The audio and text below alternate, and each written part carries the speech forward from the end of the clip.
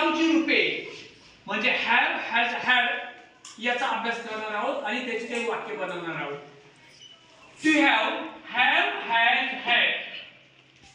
Have has हा पूर्ण वर्तमान काळात असतो आणि हॅड हा पूर्ण भूतकाळ याचा उपयोग केला जातो. आणि त्यांची वाक्य बघतोय आपण आज. I have a pen. We have a pen. You have a pen. You have a pen. She has a pen. He has a pen. आणि they have a pen. आता हे जे आहे I have a pen. माझ्याकडे pen आहे. आमच्याकडे pen आहे. तुझ्याकडे पेन आहे.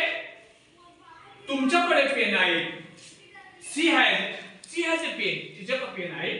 He has a pen. तिच्याकडे पेन आहे. पण आज हॅड आहे. हा हॅड हा भूतकाळामध्ये होते. पेन होते. हॅड या शब्दाचा उपयोग करून या.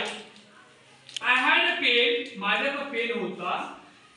I had a book. माझ्याकडे पुस्तक होते. We had a book. माझ्याकडे पुस्तक होते. You had a book. You had a book. She had a book. त्यानंतर दे हॅड अ बुक. दे हा अनेक वचन आहे. त्यांच्याकडे पुस्तक होते. ओके.